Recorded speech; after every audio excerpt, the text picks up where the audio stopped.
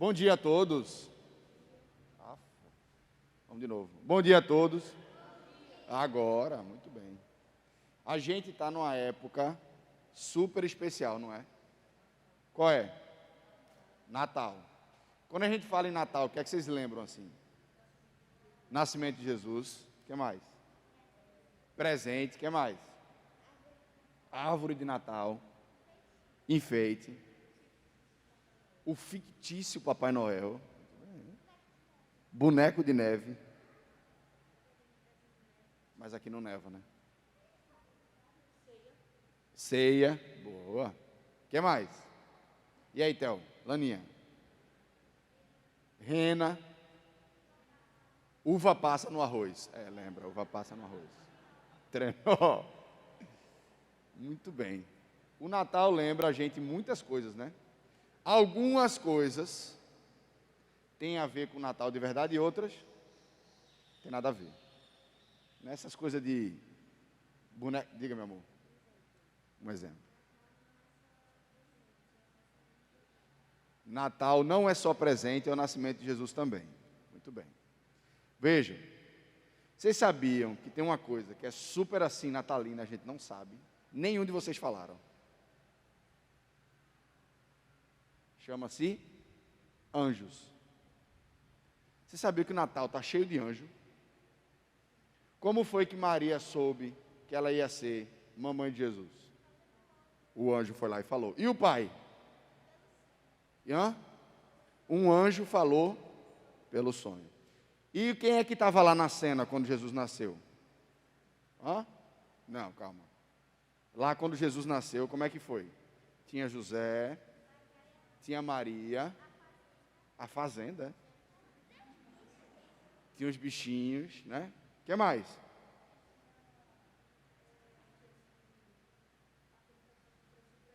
Os magos, né, que vieram do Oriente. Está faltando alguém ainda. Está faltando alguém. Os pastores.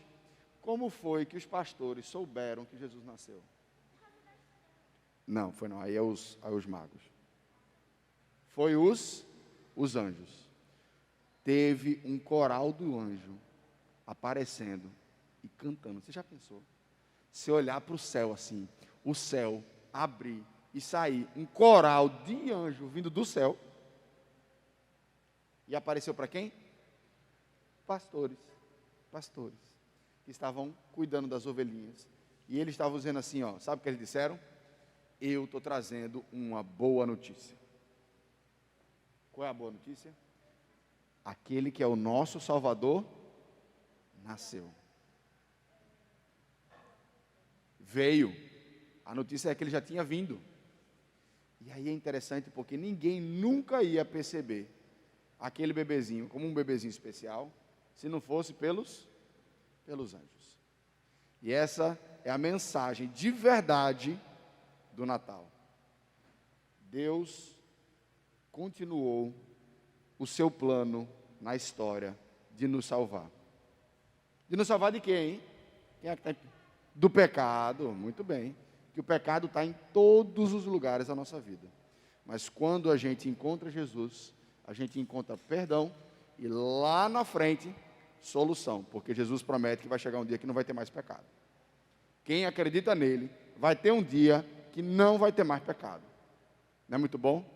Já pensou num lugar que ninguém bate em ninguém, ninguém fala mal de ninguém, todo mundo divide as coisas, e a gente ainda vai poder estar na presença de Deus, com aquele coral de anjo? Não vai ser legal? É sobre essa mensagem do Natal, tá bom? Então vocês têm uma missão essa semana. Qual é a missão? É vocês contarem essa história para algum coleguinha, tá certo? Sobre o que é o Natal. E vocês podem fazer do mesmo jeito que o tio fez aqui. Chegar para o coleguinha e fazer, tu sabe o que é o Natal? Está de férias, conta para um primo que vai estar na festa de Natal, né? Arruma um jeito, minha filha. Pensa aí, ora, pede para Deus mandar alguém para você falar, para um vizinho. Entendeu? Não é uma boa missão? Tá certo? Tem uns que estão aluados assim, Meu pai, precisa retomar a vitamina de abacate, né? Vamos fazer uma oração? Vamos? Todo mundo fechando o olhinho, juntando a mãozinha. Vamos lá? Papai do céu, muito obrigado por essa manhã e por o Senhor ter vindo nos buscar, nos salvar do pecado. Em nome de Jesus, amém. Amém. Muito bem, vamos lá? Vamos sentar?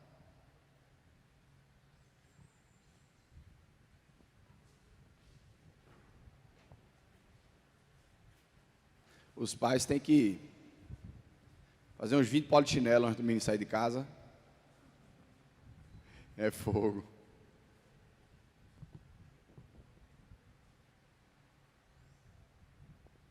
Eu não culpo, não. Eu estudei de tarde a minha vida toda. Quando me botaram para estudar de manhã, foi o ano que eu mais pequei. Dizia que eu estava doente, que estava com dor de cabeça.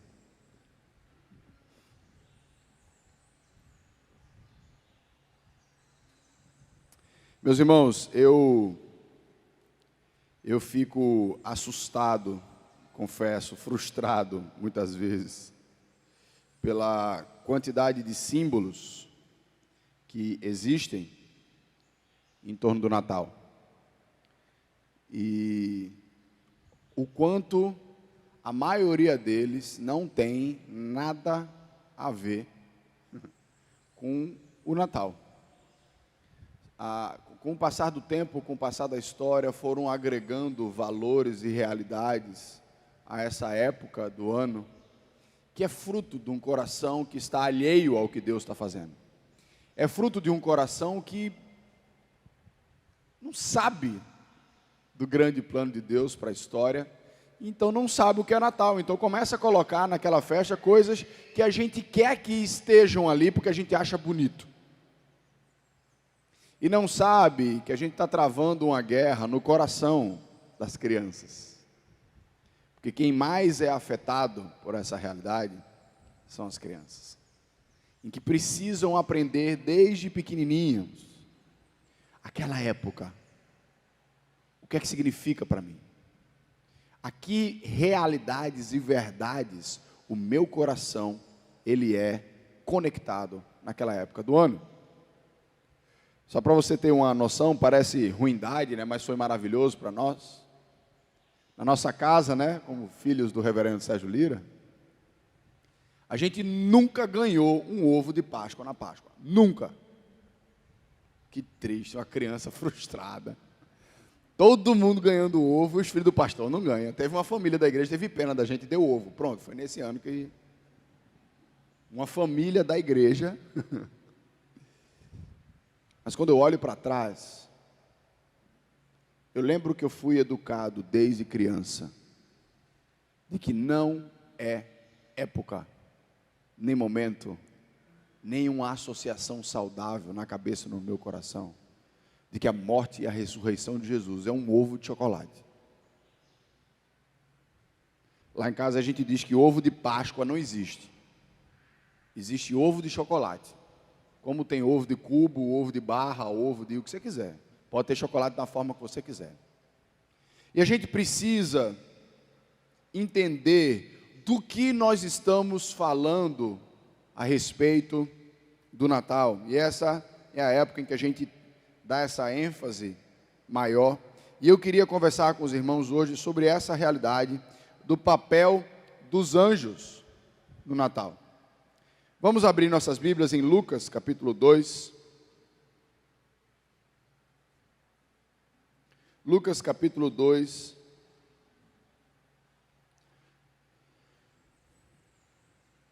Dos versículos 1 a 14, mas nós vamos enfatizar do 10 a 14.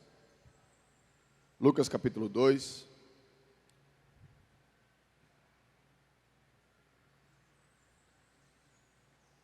Versículos de 1 a 14.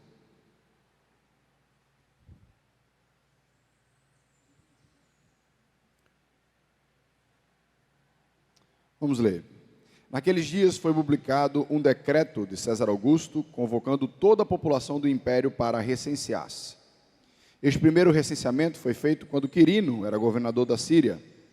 Todos iam alistar-se, cada um à sua própria cidade. José também saiu da Galileia, da cidade de Nazaré, e foi para a Judéia, até a cidade de Davi, chamada Belém, por ser ele da casa e família de Davi, a fim de alistar-se com Maria, sua esposa, que estava grávida. E aconteceu que, estando eles ali, chegando o tempo dela ter a criança, então Maria deu à luz ao seu filho primogênito, enfaixou o menino, deitou numa manjedoura, porque não havia lugar para eles na hospedaria. Havia naquela mesma região pastores que viviam nos campos e guardavam seus rebanhos durante as vigílias da noite. Um anjo do Senhor desceu aonde eles estavam. A glória do Senhor brilhou ao redor deles, e ficaram tomados de grande temor. O anjo, porém, lhe disse: não tenham medo, estou aqui para trazer boa nova de grande alegria. Será para todo o povo. É que hoje, na cidade de Davi, lhes nasceu o Salvador, que é Cristo, o Senhor. E isto servirá a vocês de sinal: vocês encontrarão uma criança envolta em faixas e deitada em manjedoura. E de repente, apareceu com um anjo uma multidão do exército celestial, louvando a Deus e dizendo: glória a Deus nas maiores alturas e paz na terra entre os homens a quem Ele quer bem. Vamos orar? Senhor Deus, nosso Pai, te agradecemos por essa manhã. Te agradecemos por esse maior acontecimento que nós temos até hoje, ó Pai da história. O momento em que Tu vieste nos visitar, ó Pai, através do Teu Filho Jesus. Nos dá olhos e corações para ver, ó Pai, a importância, a grandiosidade, ó Pai, desse dia e a influência deste dia para nós hoje. Que o Teu Santo Espírito, ó Pai, fale conosco nessa manhã. Em nome do Teu Filho amado Jesus. Amém. Muito bem.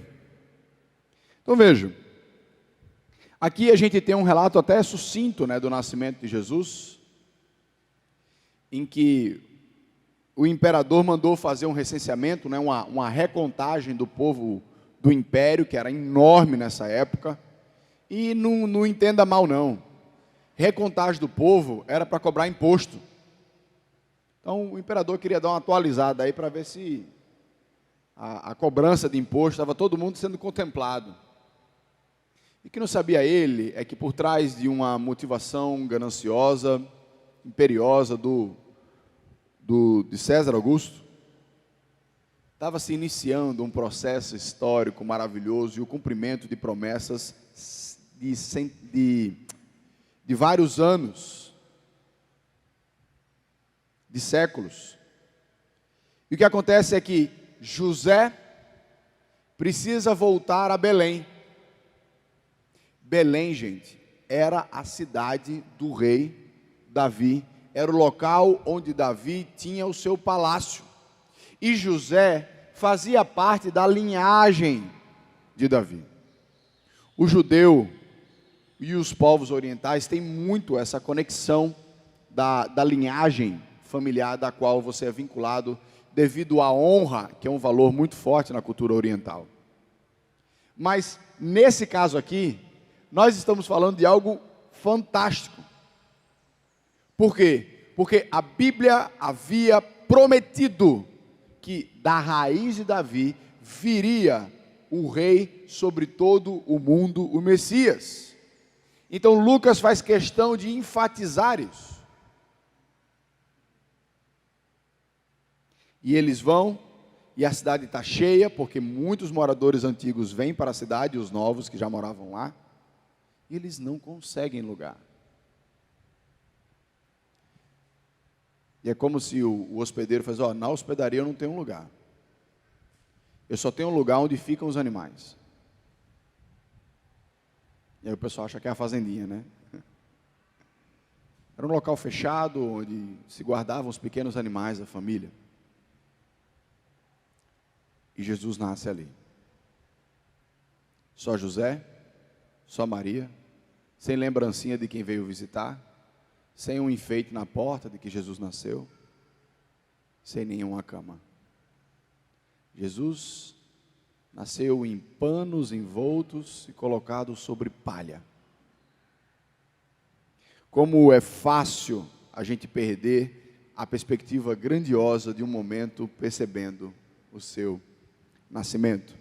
E os anjos têm um papel muito importante no Natal. Eu acredito que ele só pede para a Trindade. Para a ação da Trindade, Deus Pai, Deus Filho, Deus Espírito Santo. E aqui a gente começou a revisar algumas coisas, né? Estava lá Maria na sua juventude, vivendo, de repente um anjo aparece para ela e começa uma história. Maria, Deus escolheu você para colocar dentro de você o Filho de Deus. A única pessoa na face da terra que deu à luz a um filho por meios não naturais. Que é isso, pastor? Hoje a gente tem inseminação artificial, mas é um meio natural. Não teve participação de Maria, não teve participação de José. Foi Deus que foi lá e colocou um filho dentro daquela barriga. E ela disse isso: como é que vai acontecer? Eu não conheço um homem, eu nunca casei, nunca tive relação. Não se preocupe. E aí quando o anjo explica tudo, ela faz: faça comigo o que o Senhor quiser. Mas aquilo gerou um problema. Por que tu acha que José ia engolir esse negócio fácil? Ele disse: mulher, que história é essa? Estou falando.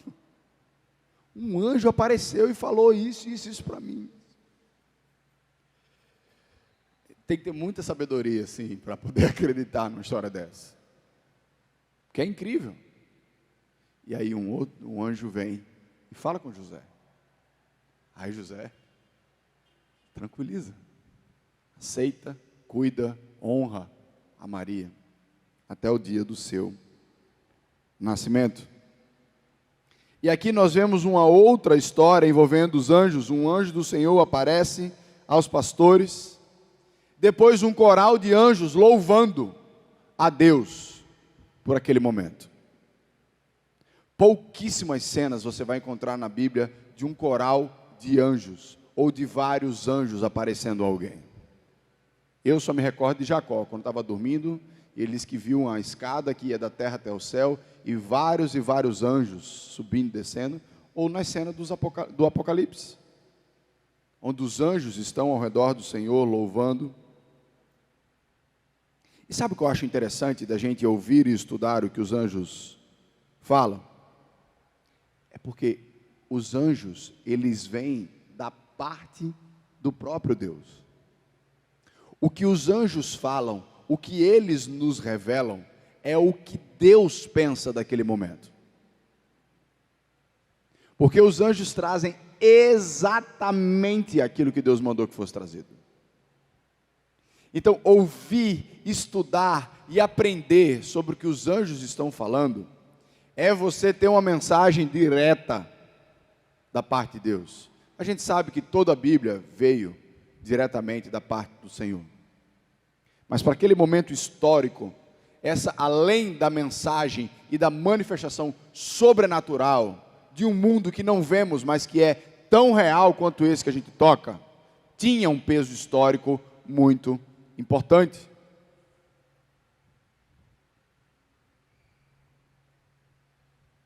E a Bíblia aqui nos conta que pastores estavam no seu dia a dia. A vida do pastor de ovelha, gente, é algo extremamente monótono. Você já pensou? Você ser contratado para cuidar de um bicho 24 horas, para ficar vendo ele comendo, para ficar vendo ele bebendo, e ainda dando raiva quando foge e cai num penhasco, você tem que ir lá e salvar. A emoção era mais quando aparecia um predador, mas daí era uma emoção que você podia morrer.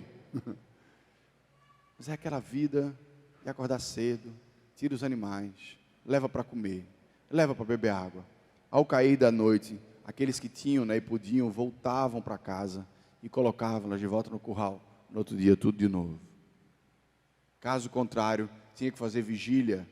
Por isso que a Bíblia fala de pastores. Porque enquanto um estava dormindo, outros dois estavam vigiando o rebanho. E a vida era essa. Mas era uma vida também que, pela sua própria natureza, era uma vida em que os pastores não podiam cumprir a lei de Deus. Eles não podiam cumprir aquilo que os fariseus gostavam de bater no peito e que eles faziam.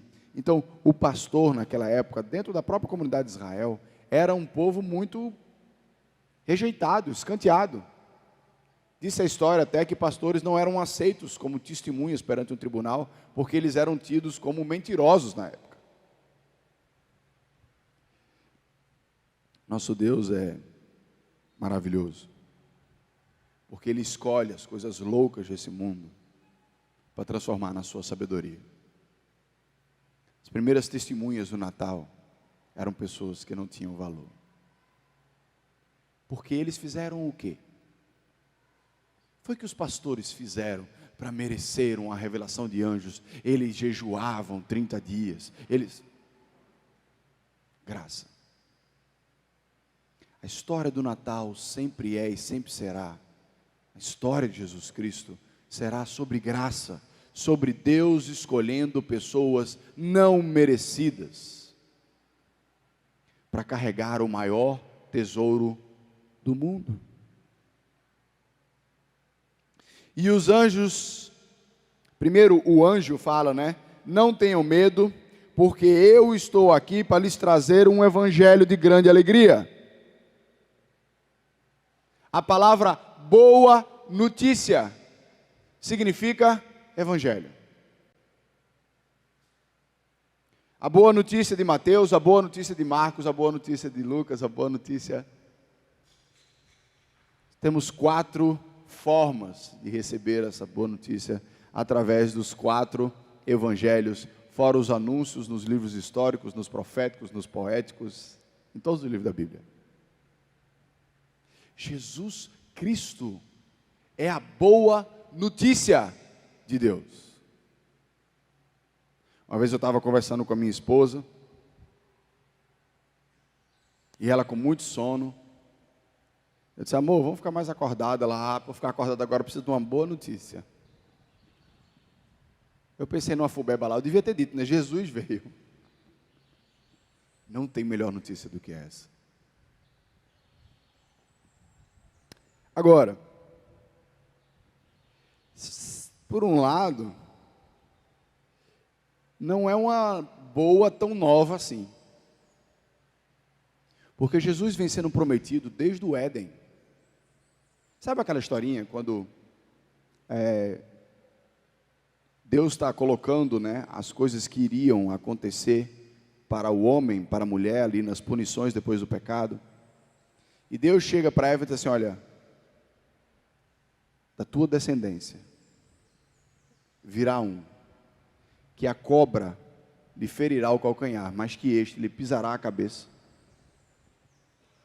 Essa foi a primeira promessa na Bíblia de Jesus Cristo. Jesus veio como descendente de mulher. Satanás tentou feri-lo, mas ele pisou na sua cabeça. E aí nós temos várias e várias, como foi lido em Isaías capítulo 9, uma promessa de mais de 500 anos antes. Eu gosto muito de fazer isso com as pessoas, mesmo as pessoas que não conhecem a Bíblia. Quando a gente começa a falar de Jesus, eu falo assim, Isaías 53. A pessoa começa a ler Isaías 53, aí eu digo a ela, essa parte da Bíblia está falando de quem? Eu acho que é de Jesus, né? Eu disse, pois é, esse texto foi escrito 500 anos antes de Jesus.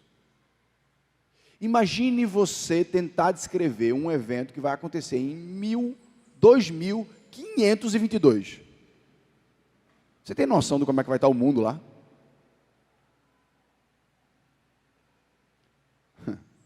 Essas coisas servem para nos mostrar que nós estamos diante do Senhor da história.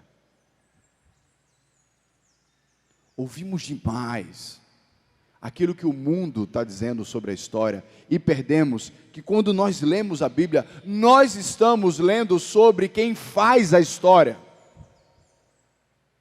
A história desse mundo não é o que os seres humanos estão fazendo, as suas revoltas, os seus governos. A história desse mundo é como Deus governa.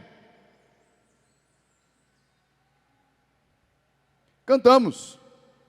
de todas as tribos, povos e raças, muitos virão te louvar. Esse é um cântico que você encontra em Apocalipse, que foi escrito perto do final do primeiro século, na época em que o Evangelho se resumia à Ásia, ali aquele comecinho, a Europa. Hoje, nós temos pessoas de vários povos, de várias tribos, louvando a Deus. Porque quem está fazendo a história não somos nós. Nós somos instrumentos de Deus para a história de Deus. Quer a gente seja consciente disso ou não. A boa notícia, a boa nova, ela é nova porque as pessoas não sabiam quando é que o Messias viria. Ele vinha sendo anunciado há milênios. As pessoas aguardavam. Nessa época, a Judéia, o povo judeu, era um caldeirão de expectativa da vinda do Messias. E os anjos dizem: chegou. O dia chegou. Fiquei imaginando aqui, que a gente estava cantando da volta de Jesus, né? Que os céus começam a se abrir. Eu acho que essa vai ser a única notícia que o mundo não vai noticiar. Nenhum jornal vai falar sobre a volta de Jesus. Sabe por quê? Porque todo mundo vai estar vendo.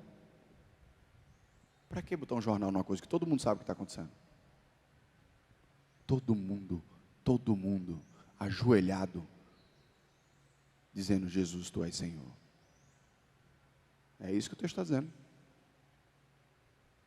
Quer acredite nele ou não, porque no dia que ele voltar, não tem mais essa.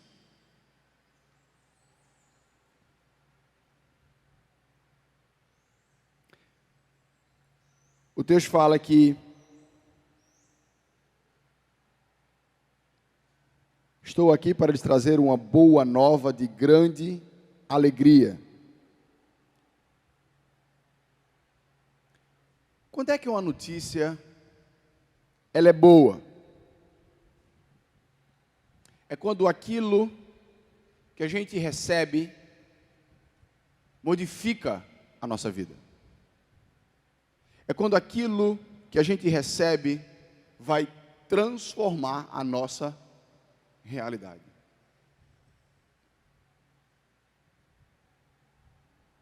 Jesus veio para aqueles que se encontram em pecado. Jesus veio para aqueles que se encontram presos à culpa de uma vida sem propósito, na falta de esperança. Jesus é o cumprimento histórico do plano de Deus para o mundo. E eu dou graças a Deus porque nós vivemos numa época em que a gente pode ver, celebrar e colocar a nossa esperança nisso. Nós agora não aguardamos mais o Messias, aguardamos a sua volta. Já entendemos boa parte do plano de Deus, outra parte ainda não foi revelada.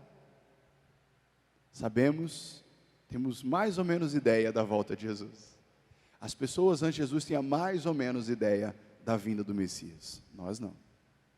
Nós estamos numa fase da revelação que Deus nos dá o privilégio de conhecer já boa parte do plano revelado em Cristo, porque Cristo foi Deus na terra.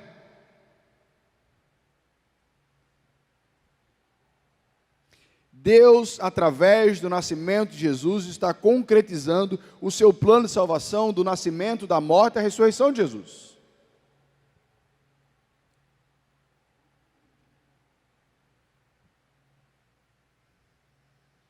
Se você conhece alguém em pecado, se você conhece alguém que está com falta de esperança, sem propósito na vida, nós temos uma boa notícia para dar. Nós temos um Jesus que veio para resolver o nosso problema, tanto fisicamente quanto espiritualmente diante de Deus. As pessoas acham que às vezes o maior problema delas é não ter conta para ter a conta para pagar.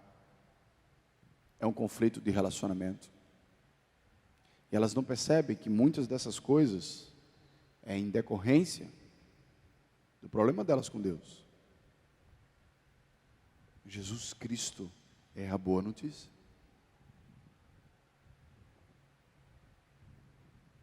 E ele fala aqui para os anjos: a boa nova de grande alegria que será para todo o povo. Inicialmente, a mensagem do Evangelho é para todo o povo judeu. Por quê? Porque era o povo que estava aguardando o Messias. Os gregos não esperavam o Messias. Os bárbaros não esperavam o Messias. Mas os judeus sim. Ele fala: olha, é como se os anjos estivessem dizendo assim, ó, espalha para o povo. A gente tem uma boa notícia. Aquele Messias que ouvimos na sinagoga, que ouvimos no templo, chegou. Os anjos vieram dizer. Mas depois nós descobrimos a grandiosa notícia que o Evangelho não é só para judeu, mas é para todo o mundo.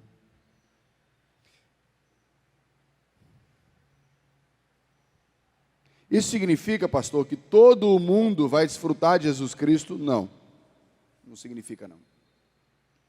Porque ele diz que será para todo o povo. E depois, lá no versículo 14, ele fala: paz na terra entre os homens a quem ele quer bem. Todos aqueles que reconhecerem Jesus Cristo como Messias, como Salvador, vão desfrutar de uma paz que o mundo não conhece. Mas aqueles que não reconhecem não irão desfrutar. Jesus continuará sendo apenas um bebê, um homem que passou, morreu pela terra e ótimo, que bom, ficou para a história.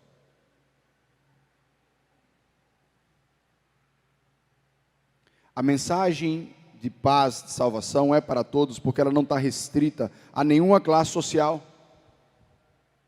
E essa é a mensagem, porque Jesus veio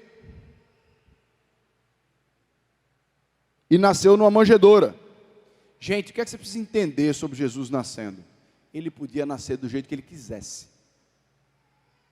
Na verdade, o nascimento de Jesus, né, na nossa mente humana, era para ser um negócio apoteótico, assim, que as montanhas levariam um berço até os céus, em que todos os animais, os povos da terra, iriam celebrar a chegada do Messias. Porque é Deus pisando na terra. É o Criador de tudo que existe. Jesus poderia muito bem ter nascido numa família rica, porque Ele escolheu aonde Ele iria nascer. Não foi um ato fortuito não ter hospedagem para José e Maria, apesar dela estar, né, amparada pela lei federal de estar grávida. Foi um ato da soberania de Deus escolher não ter lugar, para que todos pudessem olhar para Jesus e aprender duas coisas. Primeiro, eu posso conhecer esse Jesus. Segundo, o ministério de Jesus é por meio da humilhação. Porque você tirar ele do trono da terra e escolher nascer numa manjedoura é algo que a gente precisa meditar muito até entender ainda. Porque nós queremos o inverso. A gente quer nascer numa manjedoura e sentar num trono. Ou, se possível, já nascer num trono e ficar lá no trono. Escolher se humilhar. Mas isso foi o que Jesus fez. Porque desta forma, ele se tornava acessível a todos.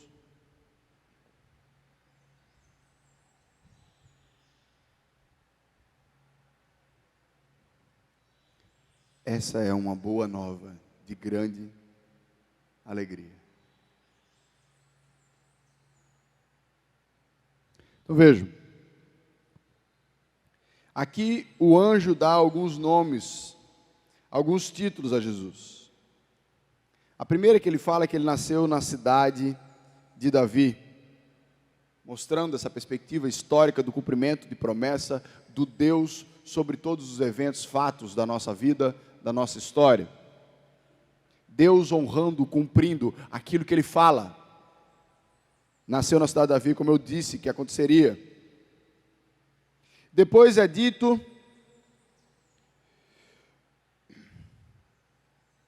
lhes nasceu o Salvador.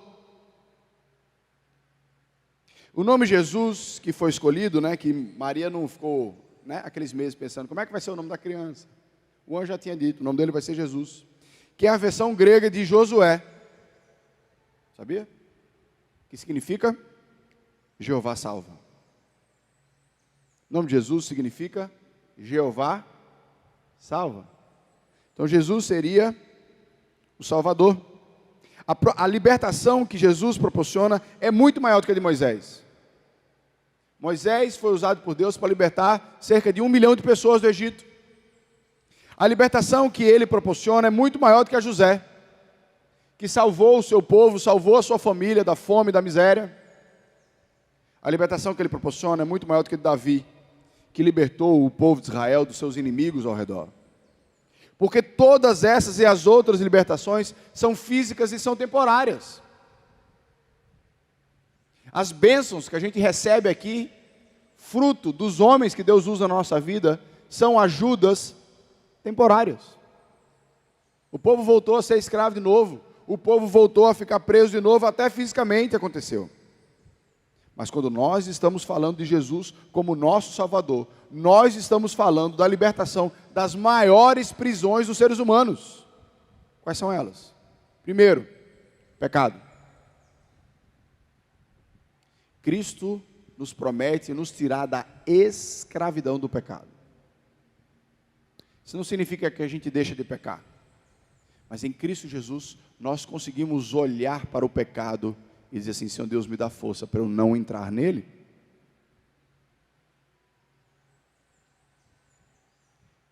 E futuramente, um dia vamos ser completamente livres do pecado por conta de Jesus Cristo. Cristo nos dá a liberdade de Satanás. Porque quando Cristo entra na nossa vida, Ele nos salva do reino de trevas e nos coloca dentro do reino de luz. Passamos a ter um novo rei. E o povo que vivia em grandes trevas viu grande luz. Chega, dói no olho quando isso acontece, não dói? Está completamente escuro, né? O olhinho já descansado, chega alguém e liga a luz do quarto. Aí alguns que amam as trevas pedem para a luz ser desligada de novo. Satanás não tem mais o controle que ele tinha quando a gente vivia debaixo do reino dele, porque agora nós estamos debaixo do direcionamento direto de Deus. E por fim, a morte. Jesus disse com todas as letras, aquele que crê em mim, ainda que morra, viverá. Porque foi exatamente isso que aconteceu com ele. Ainda que ele morresse, ele viveu.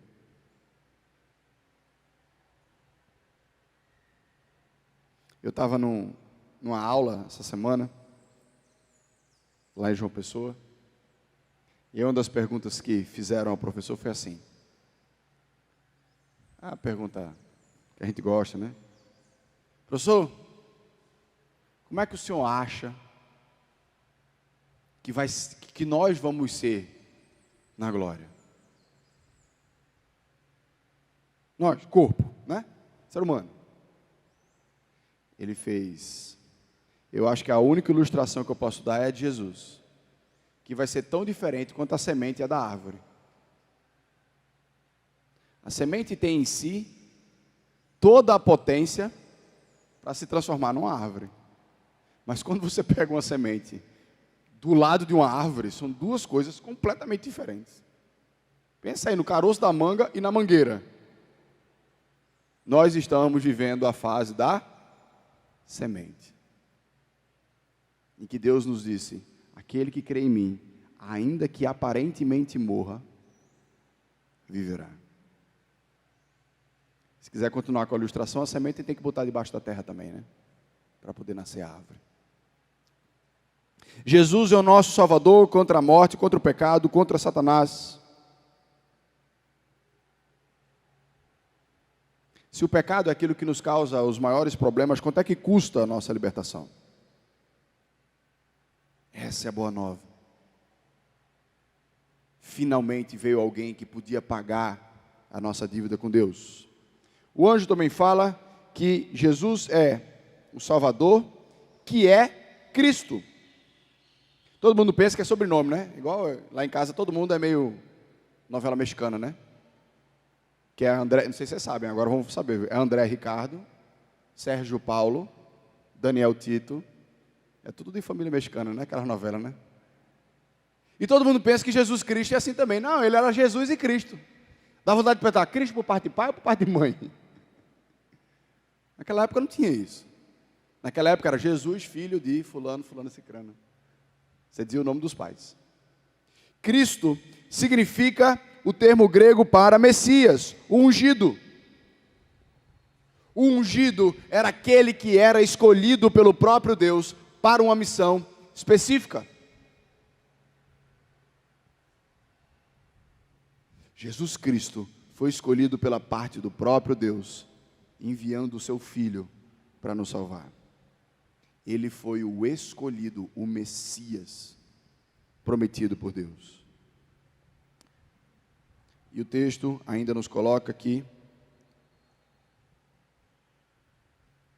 lhes nasceu o Salvador, que é Cristo, o Senhor.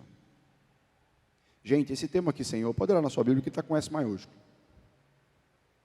Porque geralmente ele é associado a Deus. O Senhor, até aqui, só era usado, associado a Deus.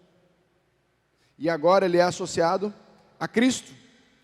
Isso mostra os anjos dizendo, olha, aquele que vocês vão ver num bebezinho, enrolado num paninho, é Deus. É o alfa, é o ômega, é o criador de todas as coisas, é aquele que governa o universo, é aquele que sabe todas as coisas, é aquele que tem poder para todas as coisas. Aquele bebê é o Senhor. Tinha que vir de um anjo um negócio desse. Ninguém que olhasse para aquele bebê ia dizer isso. Nossa, como ele parece com o Senhor. Os anjos revelaram da parte do próprio Deus a natureza de Jesus. E quão triste é você pegar uma religião que tira a divindade de Jesus, porque não é o que ele é.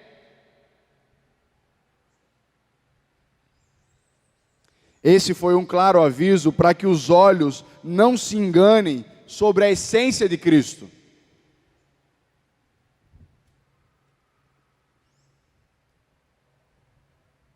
Meus irmãos, Deus escolheu revelar essa grande notícia aos anjos. O que eu quero que você entenda sobre os anjos? Os anjos estavam lá no Éden. Eles viram o desenrolar da história. E de repente eles veem Jesus descer. Está acontecendo. O plano está continuando. Chegou uma fase histórica importante do mundo, que o nosso Senhor está na terra. Sem ao mesmo tempo deixar o céu. Aí não me pergunte. Eles celebram isso. Eles entendem isso. Versículo 14. Glória a Deus nas maiores alturas. Isso é algo que dignifica, que honra a Deus, mas também traz paz aos homens. Quem entender isso, vai ter paz. Será que nós partilhamos diariamente da alegria dos anjos em poder entender isso, crer nisso? Eu quero lhe dizer uma coisa muito sincera.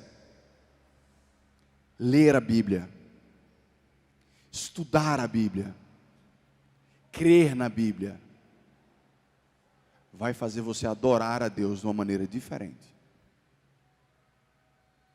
Porque você vai olhando, pensando, lembrando dos textos, percebendo a grandiosidade daquilo que você crê, que você canta.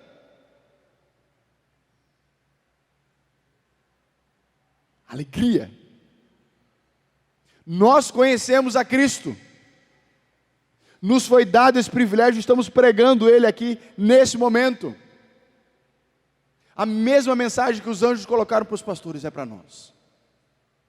Chegou o nosso Salvador, o Cristo, o Senhor, a glória de Deus, a alegria na terra.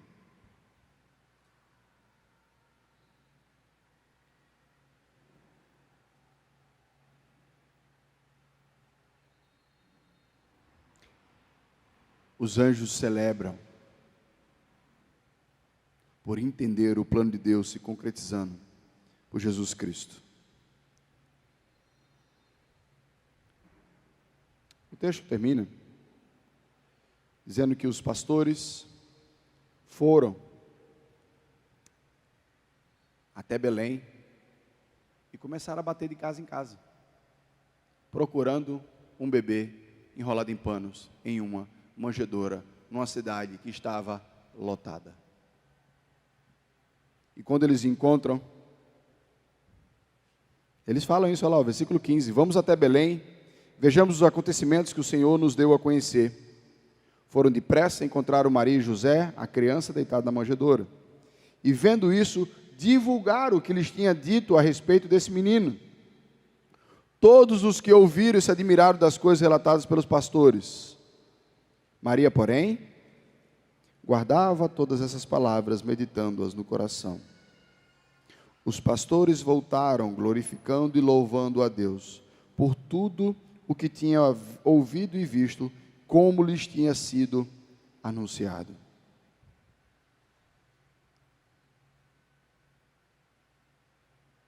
Como é que nós temos vivido, fruto do conhecimento dessa mensagem? Será que isso está enchendo o nosso coração a tal ponto que a gente está compartilhando com outras pessoas? E a gente está anunciando aquilo que a gente viu e ouviu do nosso relacionamento com Jesus Cristo? Vamos orar?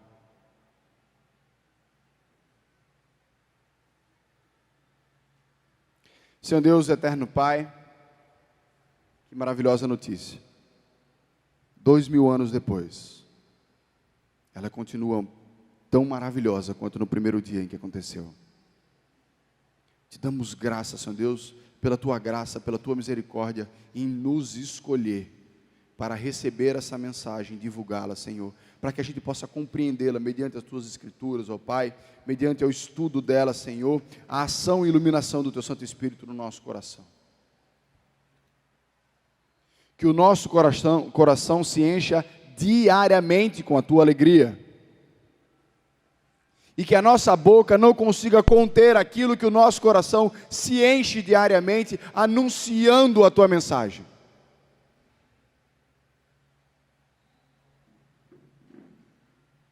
Que nós não nos encantemos com as coisas desse mundo, Senhor Deus, tendo algo tão maravilhoso para nos encantar.